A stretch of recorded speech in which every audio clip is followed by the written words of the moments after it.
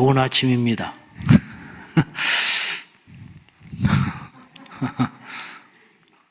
왜 웃는지 모르겠네. 좋은 아침이라고 하는데. 나쁜 아침이요. 그래야 돼.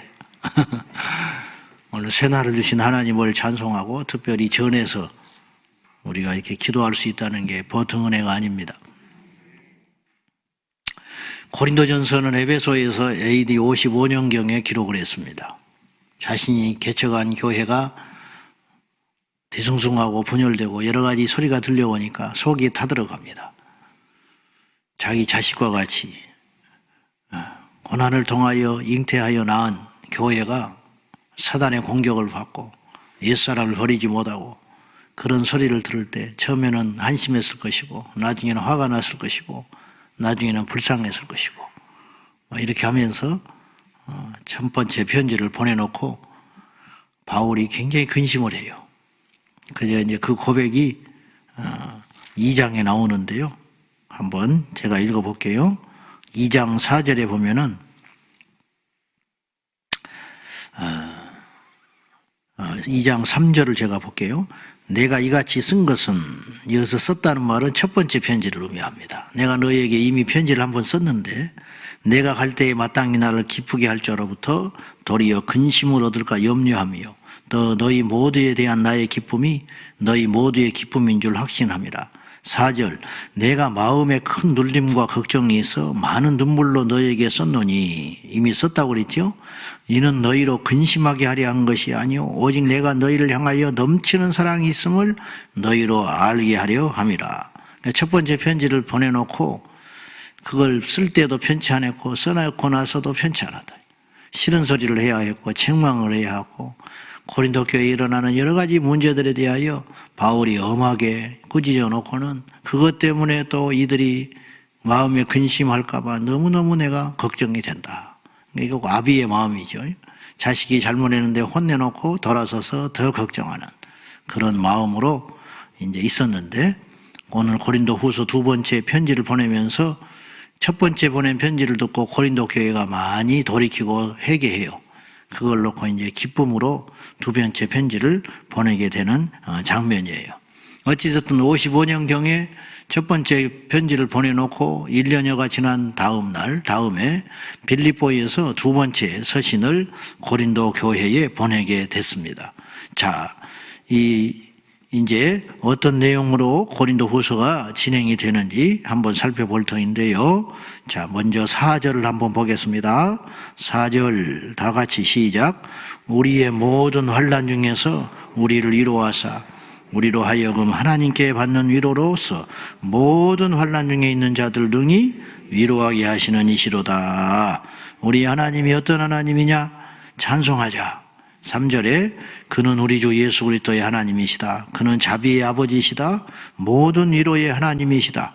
그래서 그분은 어떤 일을 하냐면 우리의 모든 환난 중에 소리를 위로하시고 우리로 하여금 환난 중에 있는 자들을 또한 위로하게 하시는 분이다.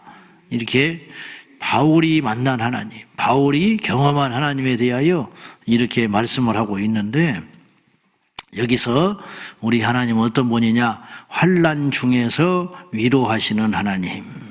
자, 그런데요, 환난을 만났으면 환난이 없게 해야 되잖아. 환난을 물리쳐야 할 거 아니요. 근데 환난을 없게 하지 아니하시고 환난을 만난 우리를 위로만 하고 계신다는 거예요. 이게 도움이 됩니까? 사실은 환난을 완벽하게 없애지 아니하시고 내 기도하는 그 시간, 그때가 가장 귀하다. 우리가 찬송했는데 1절에 보면은 이 세상 근심 걱정에 얽매인 나를 부르사 내 진정 소원 주 앞에 낱낱이 바로 아뢰어 큰 불행 당해 슬플 때 나 위로받게 하시네. 이 세상 걱정 근심에 얽매인 나를, 그 걱정 근심을 좀 없게 해주시지 왜 위로하시냐? 근본적으로 그 문제를 없게 해주시지 왜 그것을 완전히 해결하지는 않으시고 위로하시는 하나님이신가? 이제 이 말이죠. 그 이유가 있다. 첫째는 환난 당한 자로 하여금 위로하는 자로 삼기 위하여 그렇다. 그런 말이에요. 노숙자 사역을 하시는 목사님들이, 그런 교회들이 사실은 재정적으로 풍부한 교회들이 그런 일을 하는 데는 많지 않아요. 잠깐 하다 말아요. 그냥 가서 조금 도와주시고 그렇게 하지.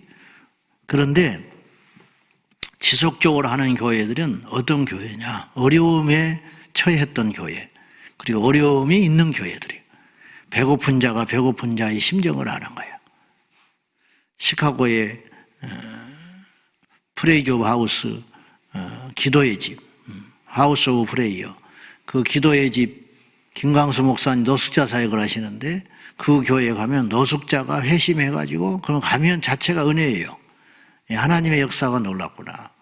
왜냐하면 노숙자 출신이 회심을 해가지고 주의 종이 돼요. 거기 깽단이 있어요.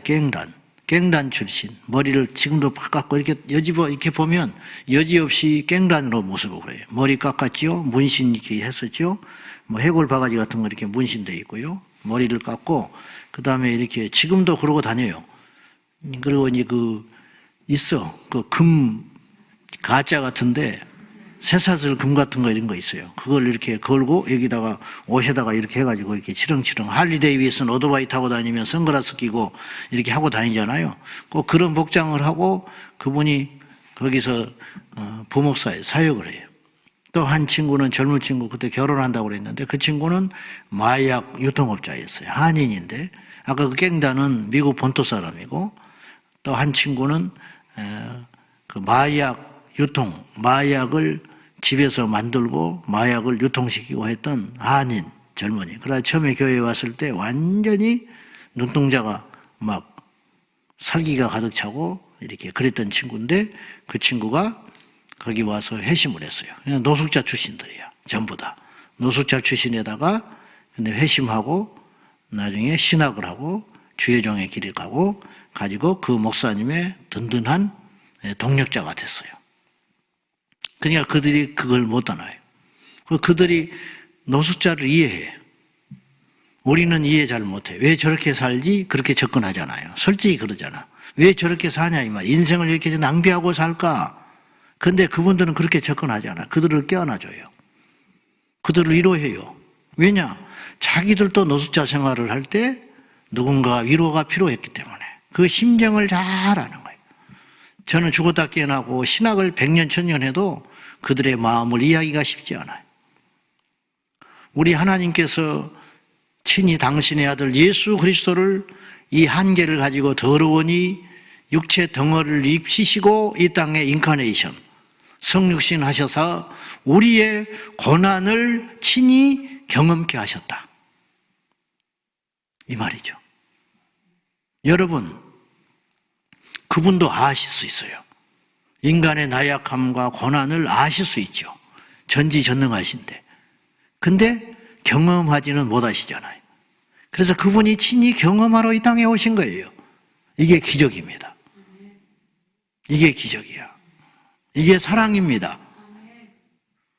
우리 주님이 인간이 되셔서 우리 한계와 함께 하셨다. 배가 고파 보셨고 매를 맞아 보셨고 억울한 소리를 당해 보셨고 급기야 채찍에 맞아서 죽어주셨다. 있을 수 없는 일입니다. 어떤 의미에서 그렇기 때문에 그분은 완벽하신 분입니다. 앉아서 지시만 하신 분이 아니에요. 제가 교회에서 무거운 짐을 든다든지 이렇게 할 때 한 번씩 해보면요, 힘을 못 쓰겠어요. 안 해봐가지고. 맨날 앉아서 주둥이만 주절주절 하고 있으니까 힘을 못 써요. 보기에는 멀쩡해도. 안 해봐서 그래요. 그런 것이거든. 우리 하나님은 우리의 환난 가운데 완전히 건져주실 수 있지만 건져주시지 못하는 그 아버지의 마음은 어떤가? 재벌 총수들이 자기 자식을 사랑하지 않아서 말단 직원으로 입사시키지 않습니다. 사랑하지 않아서 엄하게 교육을 시키지 않아요. 시키는 게 아니에요. 사랑하기 때문에. 그래서 고난 가운데, 저 밑바닥 가운데, 그래가지고 나중에는 그걸 경험하고 난 후에 회사의 생리를 이해하게 만들고, 사원들의 고통을 이해하게 만들고, 평사원의 그거 그것들을 다 이해시킨 다음에 언어를 만들어가는 그런 이제 총수의 수업을 하게 하시죠. 그래도 물론 한계가 많이 일어나지만은 어찌됐든 우리 하나님은 우리 환난 중에 분명히 함께하고 계시긴 한데 때로 환난이 오래가면은 왜 하나님은 돌보지 않으시는가? 그리고 도대체 하나님이 계시는 것인가? 심각하게 시련이 와버리면 그 지경까지 가버려요. 근데 우리 하나님이 우리를 다스리시고 사용하시는 방법, 우리를 참으로 이끄시는 방법은 그 환난을 없게 하시는 것이 아니라 그 환난 중에 우리를 위로하사 그 환난을 견디게 하신다. 그래서 환난 당한 자를 이해하게 만들고 그들로 하여금 위로하게 하시는 하나님. 바울이 왜 그렇게 영원 구령의 열정이었을까? 어느 날 턱 불러가지고 쓰신 게 아니고 바울이 누구보다도 그리스도를 방해했던 사람이고 교회를 핍박했던 사람이에요. 사명감을 가지고 교회를 깨려고 했던 사람이에요. 그런 사람이 깨졌어요.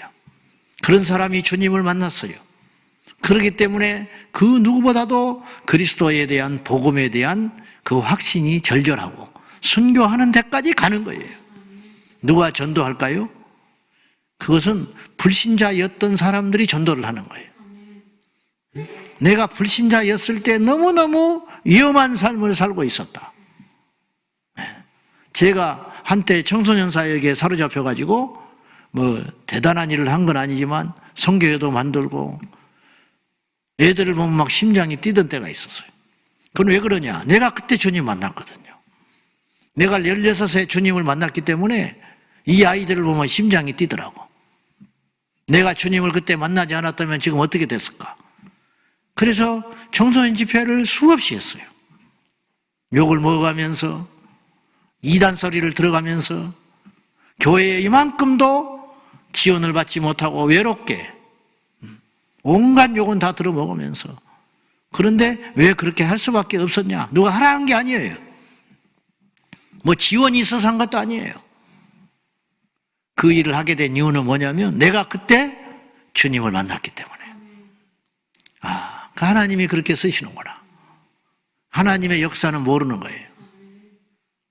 두 번째, 하나님께서 우리에게 그 환난을 완전히 해결하시고 건져주시지 아니하시고 함께 하시면서 그 환난 가운데 왜 곁에 함께 하시느냐?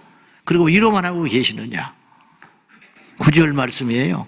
자, 한번 봐요. 다 같이 시작. 우리는 우리 자신이 사형 선고를 받은 줄 알았으니 이는 우리로 자기를 의지하지 말고 오직 죽은 자를 다시 살리시는 하나님만 의지하게 하심이라. 너무 극심한 고난과 환난, 아시아에서 복음 전하다가 두들겨 맞고 오게도 가고 멸시 천대 받고 굶주림, 풍랑, 풍파 이제 그런 고백을 나중에 하게 되거든요. 익히 짐작하지요. 지금도 복음 전하기 어려운데 그때는 오직 했겠어요? 오직. 그런 결국은 사형 선고를 받은 자와 같았다. 이제 곧 죽는 거야. 언제 죽어도 이상하지 않아요. 어디서 무슨 일을 만날지 몰라요. 바울을 죽이기 전에는 먹지도 마시지 않겠다고 하던 자들이 테러를 하려고 따라다녔어요. 75억 인구 중에 한 명만 자기를 미워하고 힘들게 해도 인생이 고달픈 것이고 잠이 안 오는 것인데 가는 곳곳마다 핍박자가 있고 소문이 나가지고 바울에 대해서 연합 전선을 형성하고 유대인들이 죽이려고 한 거예요. 유대인들은 유대인대로 바울을 이단이라고 죽이려고 하고 실제로 스데반이 돌에 맞아 죽었잖아요. 그 곁에 바울이 있었던 사람이거든.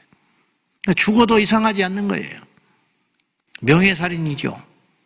그리고 유다 이방인들은 이방인대로 바울을 조롱하고 붙여주지 않으려고 하고 그런 시간들 속에서 이렇게 장기적으로 생명을 유지하면서 복음을 전했다는 것 자체가 기적이에요. 사실은 하나님이 함께하지 아니하시고 도와주지 아니하고 성경에 낱낱이 기록되지 않는 무수히 많은 위기 탈출이 있었을 거라고요.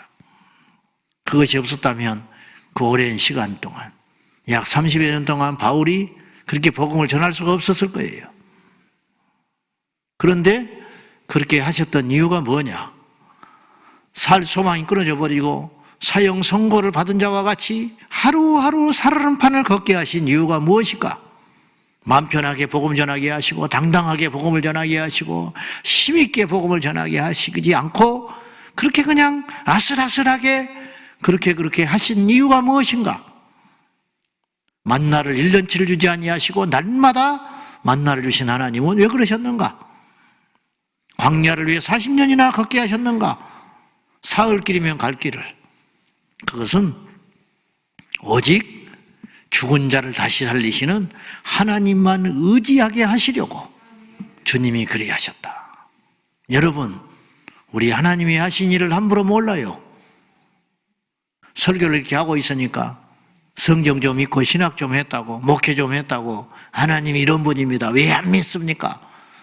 왜 그렇게 정신을 못 차립니까? 그런 소리 함부로 할 거 아니더라고요. 하나님이 하신 일을 우리 어떻게 알아요?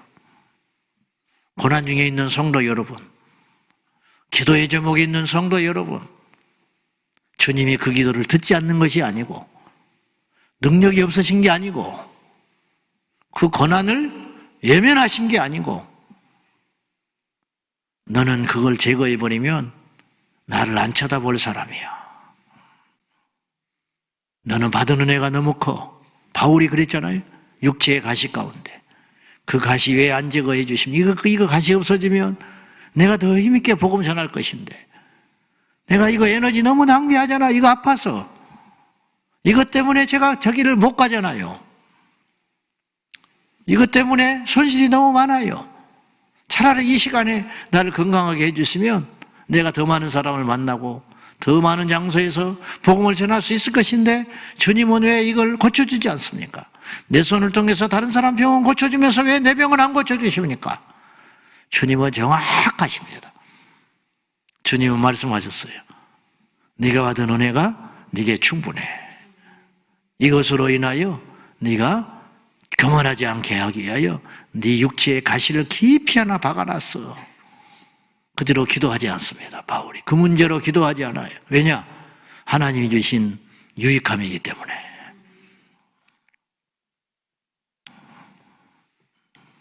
우리의 환난을 근본적으로 해결하지 아니하시고 우리에게요 다 한 가지 이상씩은 기도의 제목을 주셨어요. 그리고 평온한 시간이 지나면 어느 날 여지없이 하나님은 또다시 나를 붙들사 나를 너무 사랑하시기 때문에 세상으로 가지 않게 하기 위하여 곁길로 가지 않기 위하여 엉뚱한 짓 하지 않기 위하여 하나님이 어떤 사건을 일으키시고 내 심령에 잔잔한 돌을 하나 던지사 또 주님 앞에 돌아오게 하시는 하나님. 그건 곧 무엇을 의미하냐면 우리가 그만큼 불완전한 인간이라는 뜻도 되는 것입니다. 제 이야기를 하는 것입니다. 제 이야기. 그래서 요한 웨슬레가 복음을 전하면서 계속 어려움을 만나고 그랬는데 그 어려움으로 인하여 무너지는 게 아니고 그 어려움으로 인하여 하나님만 의지하고 그 어려움이 변질을 막아주셨고 시련과 핍박과 주님만을 의지하게 하셨다. 사람은 의지하고 그게 아닌데 야 내가 또 요새 재정적으로 좀 풍성하다고 내가 또 엉뚱한 생각을 하고 있었구나. 내가 요새 조금 편안했더니 여지없이 내가 무릎을 꿇지 않고 있구나. 그래서 어느 날 오랫동안 상당 기간 동안 웨슬레가 핍박을 안 받고 있더래요. 그래서 웨슬레는 그걸 감사한 게 아니고 자기를 점검했다는 거예요. 내가 하나님 앞에 뭘 잘못했습니까? 내가 세상과 타협하고 있나요? 그러니까 이렇게 편안하지요? 복음을 전하는데 이렇게 편안할 리가 없는데 왜 이렇습니까? 기도하고 산 밑에서 나무 밑에서 기도를 한참 하고 있었더니 돌이 날아오더래요. 그래서 할렐루야 하고 일어났대요. 역시 하나님은 나를 사랑하시는군요. 하나님 나를 붙들고 계시는군요. 우리의 눈물이 찰 때 그 문제가 해결돼요. 우리의 무릎이 닳을 때 하나님이 그 한 지경을 넘어가게 하세요. 그 하나님 믿으시고 그 하나님을 확신하시고 우리를 아프게 하지만 죽이지는 않으시는 하나님. 염려와 두려움과 걱정을 주님의 손에 내려놓고 오늘도 기도의 무릎으로 하나님의 위로를 받고 하나님만 의지하고 여러분 평안할 때는 주의 음성이 안 들려옵니다. 고난과 시련 가운데 하나님께 엎드릴 적에 주님의 음성이 또렷이 들려오잖아요. 그것이 복입니다. 이해할 수 없지만 그것이 우리를 살리고 있음을 믿으시기를 축원합니다. 가끔 풍랑이 옵니다. 바다 어부들, 야, 힘들겠다. 배가 파손됐다. 양식하는 분들이 큰 어려움을 당하고 어망이 몇 년 동안 공들였던 어망이 저렇게 실패를 보는구나. 놀라지 마시오. 그 풍랑이 한번 지나간 다음에 전체적으로는 유익하다는 거예요. 일부 어민들이 손해를 보고 파손당하고 시련을 당하지만 그것 때문에 물고기들이 밀려온대요. 그것 때문에 고기들이 잡히기 시작한대요. 프랑크톤이 밑에 가라앉아 있던 것이 확 뒤집어져 가지고 위로 올라오니까 그걸 먹으러 고깃대들이 몰려오기 시작한다는 거예요. 풍랑도 뜻이 있더라는 거예요. 태풍도 뜻이 있더라는 거예요. 태풍이 없으면 오히려 전체적으로는 유익하지 않더라. 겨울이 추운 것이 문제가 아니에요. 겨울에는 추워야 돼요. 그래야 그날 그 해에 풍년이 오는 것입니다. 여름은 더워야 돼요. 그래야 그해 겨울을 우리가 건강하게 넘어갈 수 있는 거예요. 이걸 모르고 자꾸만 우리가 인적으로 하나님의 창조 질서와 섭리, 하나님이 하시는 일을 자꾸만 우리가 대항하고 거스리는 거예요. 그로 인하여 우리가 더 심각한 문제를 처리하게 되는 것입니다. 물론 위로되지 않습니다. 물론 환난이 너무 크기 때문에 이런 메시지들이 잠깐 위로할 뿐이지 우리에게 또다시 고통과 더한 아픔을 줄 수도 있습니다. 그러나 하나님이 하신 일은 이와 같다는 것입니다. 사랑하는 여러분들이요, 특별히 환난을 당한 성도들이요, 견디십시오. 이기십시오. 아무것도 할 수 있는 게 없잖아요. 주님을 바라보십시오. 그러다가 주님 부르시면 가는 것이고, 해결되면 감사한 것이고, 해결되지 않으면 그럼에도 불구하고 주님을 붙잡고 하루하루 살아가는 것입니다. 고스란히 하나님 앞에 상이 될 것입니다. 그리고 그 가시를 주시고 내게 시련을 주신 하나님을 이 땅에서는 이해할 수 없지만은 하나님 앞에 가면 우리는 다 고백할 것 같아요. 그것 때문에 내가 천국 갔다고, 그것 때문에 내가 끝까지 믿음을 지킬 수 있었다고. 틀림없습니다. 그것 때문에 우리 가정이 구원을 받았다고. 할렐루야. 그분을 찬송하자는 거예요, 바울이.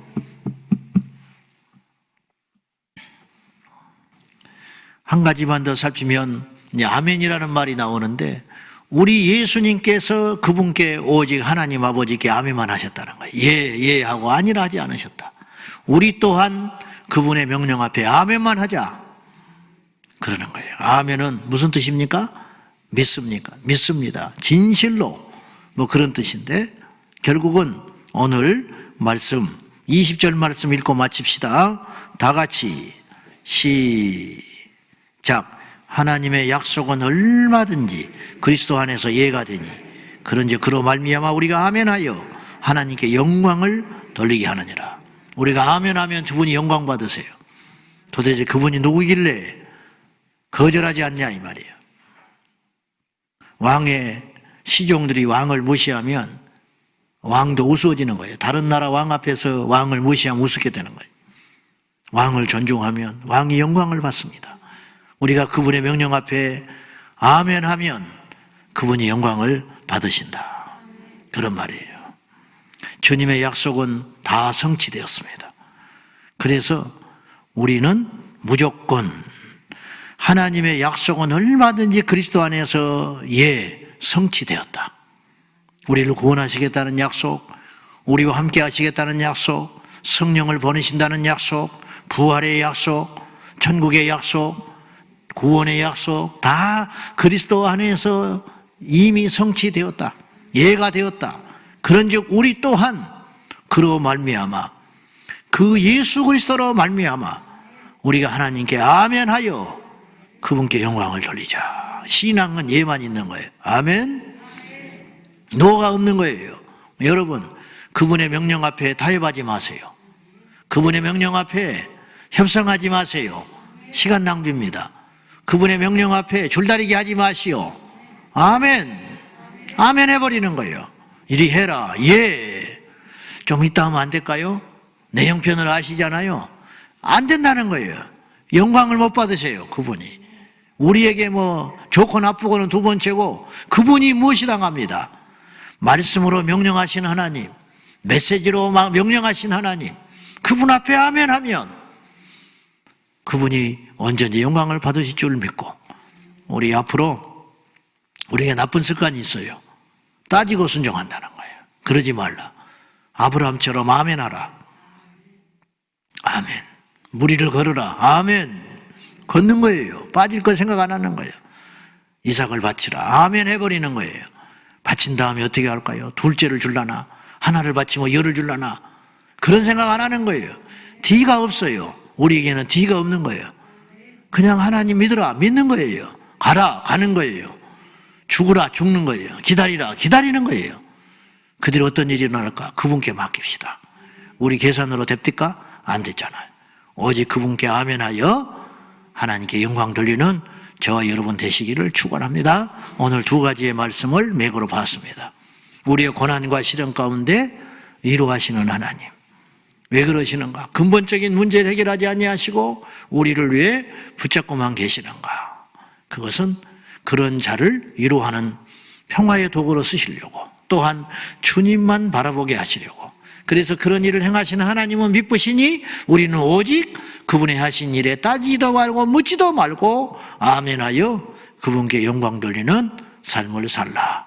어쩌면 그것이 지혜로워요. 왜냐? 우리는 그분보다 약하기 때문에. 그분만을 의지합니다.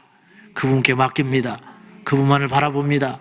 그분이 하신 일을 다 우리는 이해할 수 없으니까 그냥 가면 되는 거예요. 기도하겠습니다. 이 시간 기도하실 때 하나님, 우리 신앙에서 아멘만 있게 하여 주시옵소서. 우리 신앙에서 토를 달지 않게 하여 주옵소서.